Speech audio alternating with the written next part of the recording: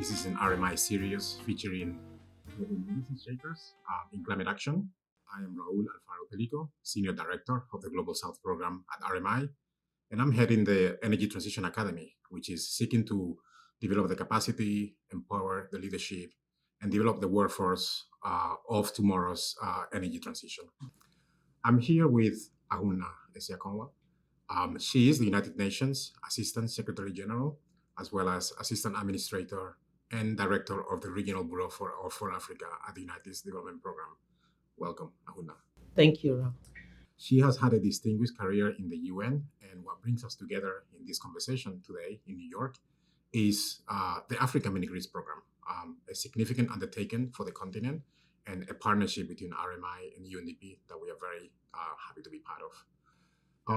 Ahunna has had several years of distinguished career with the United Nations, and she has focused particularly on South-South cooperation, which is something that is going to be very relevant as we head to COP27 in Egypt.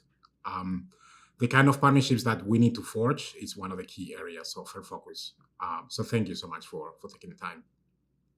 So let's start with a conversation around that, journey. You have had a long career in the UN, very distinguished one. How do you end up in this role at UNDP with a focus on Africa? I grew up in Nigeria during the Biafran War, a war that claimed millions of lives, particularly of children. And growing up, I've always considered myself fortunate, actually, to have survived that war. It was a war that had a huge impact on my family, but also our community. And I guess, that experience is to a large extent shaped the choices that I've made about my career, what I study, where I work, and the real deep desire to be part of a movement that creates a world where no child ever has to be scratching for life in the bush and listening to bombs falling instead of lullaby. And so this sort of really drove me. My first 10 years in the UN, I worked in the humanitarian field. I was working with the UN Humanitarian Agency. I was posted in Sierra Leone. I think working in Sierra Leone during that war was the first time I came face to face with the ugly nature of conflict and violent conflict in terms of the impact it has on people who have had nothing to do with the war itself. 3 years of that really hit home to me that what we need to do is to prevent these conflicts with such violence from happening in the first place.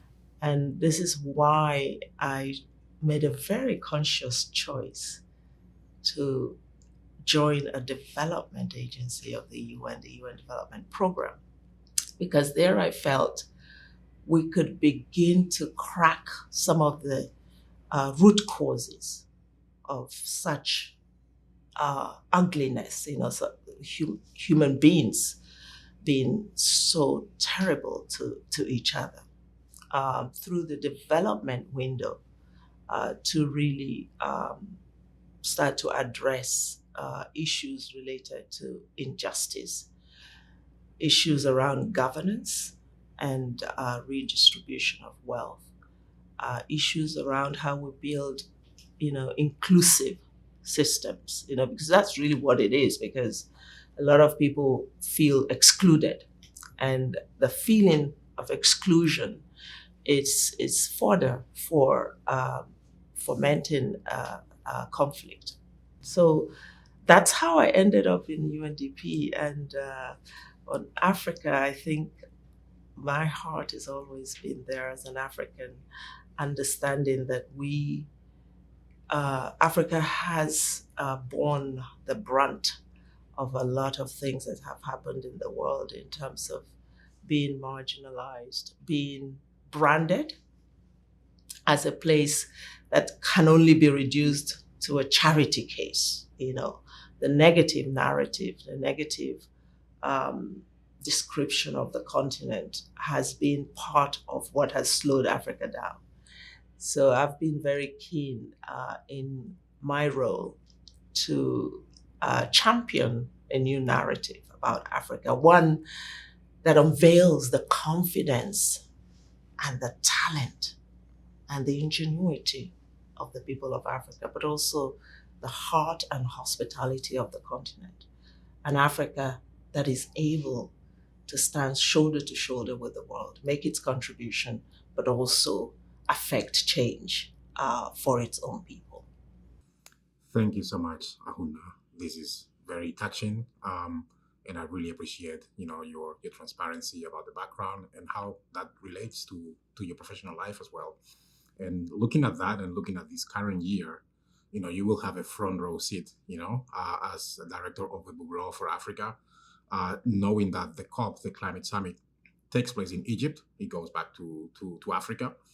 And there's a number of topics that you have touched on, such as finance, in relation to charity, but also other topics that will be relevant will be adaptation, which is one of the areas where I see an area that is a necessity if we are to avoid those conflicts that you just alluded to, as well as mitigation, because while we focus on adaptation, we still have the opportunity to decarbonize. So looking at all those different agendas and also the importance of collaboration and partnerships, what would you say would be the ideal outcomes of the COP for Africa and for the world, as you mentioned? Right. COP27 is Africa's COP, right? And I think the continent is really proud to be hosting it. So it's going to be a moment for Africa, I think, to put in perspective this issue that we're dealing with and to tell the Africa story. The continent contributes less than 4% of what has brought us to where we are in terms of climate change, yet it bears the brunt of the impact. We see extreme weather conditions deeply affecting lives and livelihoods.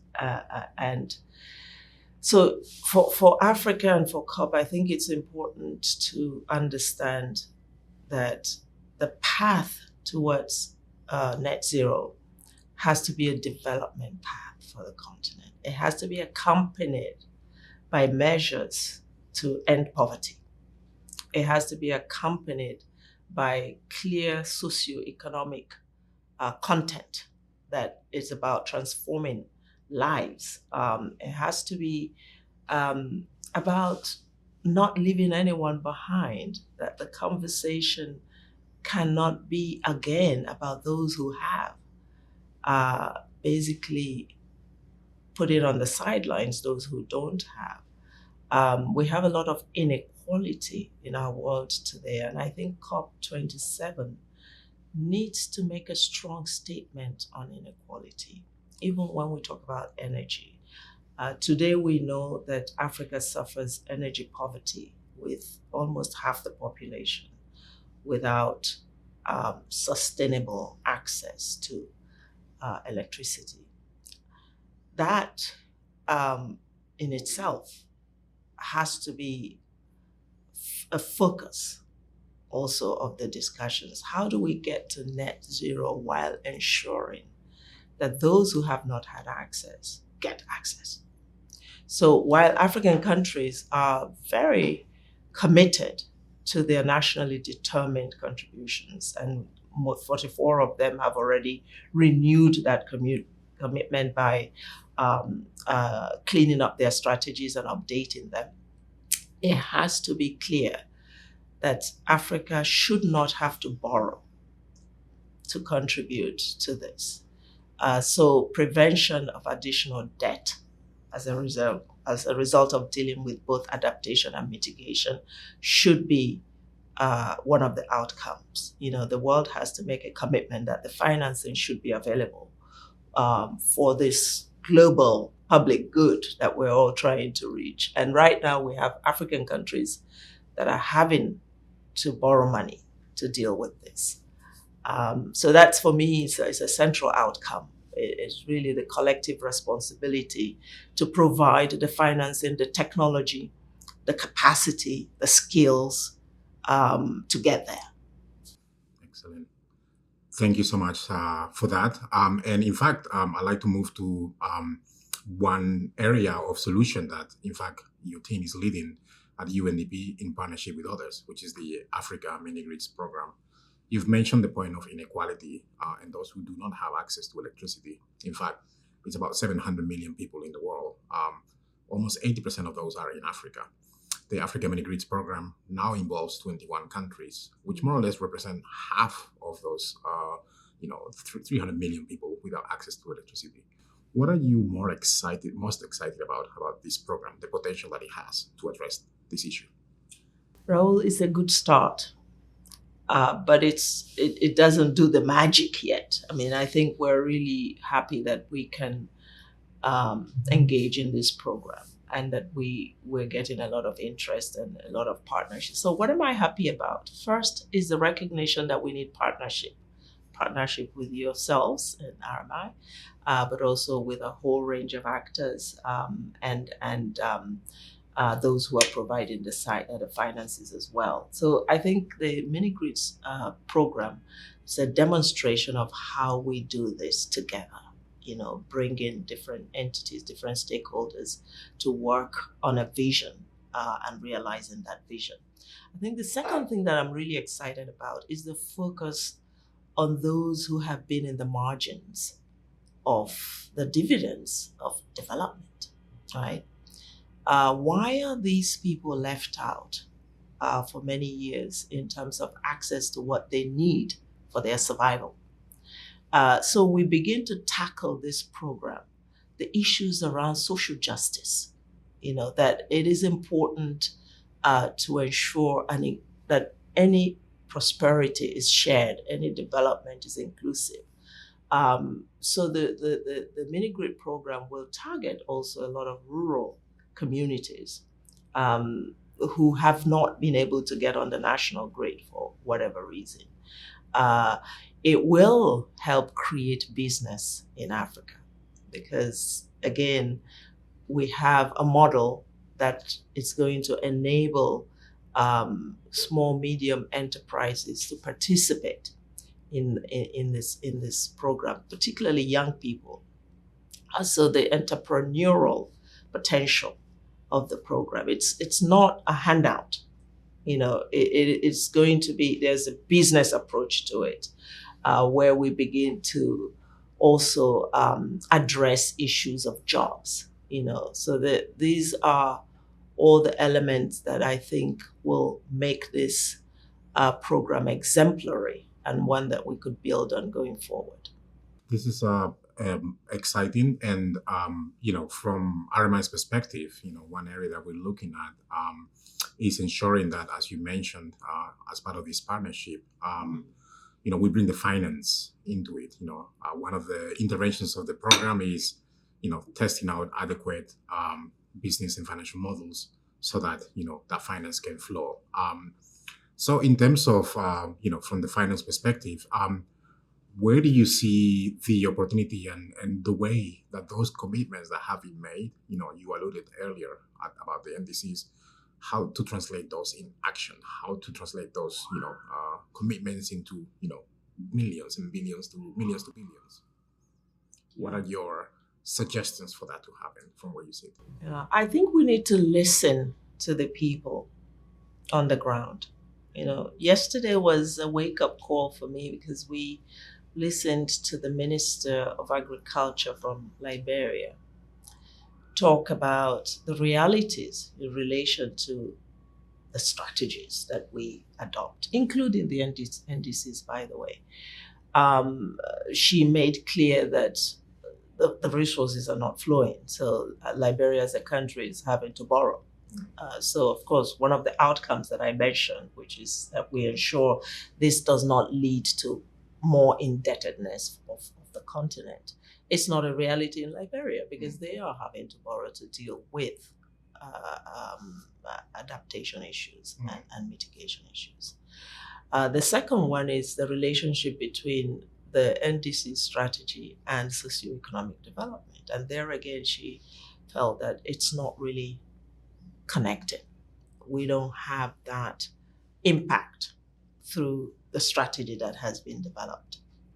So, how do we ensure that we're having the right conversations in the right places so that we can properly diagnose the problems and really bridge this gap between vision, strategy, plan, and action? So for me, the key is listening to those who are on the front lines and being informed by the experiences they're having.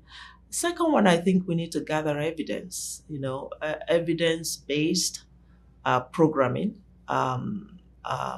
well-informed strategies is going to be key. Of course, commitment to the financing is key. Governance is really very important because you will have issues related to the regulatory framework. We need agile governance. Otherwise, this isn't going to work. Local leaders, city leaders, national leaders all have to come together and make a commitment. Thank you so much. I wanted to touch base on one point that you made earlier, and it's linked to this finance and the business models. But you earlier mentioned about the role of youth in entrepreneurship, and also you've talked about jobs. This is an area of focus for us at the Energy Transition Academy. It's also reflected and evidenced by recent reports on the potential for jobs in the energy transition. Now, bringing that back to Africa and trying to put people at the center, you've also mentioned the sort of like the kind of conversations that we need to have. And so I wonder if you have any sort of like suggestions or recommendations on the messaging, right? So that people can be put at the center. I mean, you've mentioned earlier about this is not about handouts and how to bring the private sector, but what's the kind of messaging that we need coming to COP? One of the things I've heard over and over again is Africa doesn't have the capacity for some of these things. I think it's important to kind of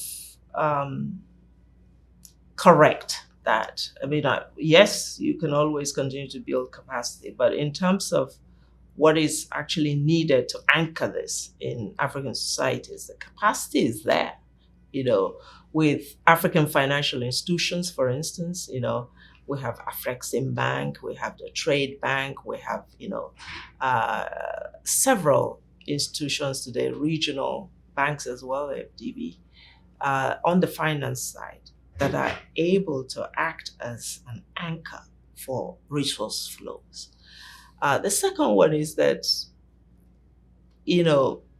that the domestic resources are missing. It all got to come from outside. I think that also has to be corrected, that we can generate domestic resources that then complement whatever is coming from outside. This is important because we need to, in every action we take, we need to ensure that we are creating a new social contract.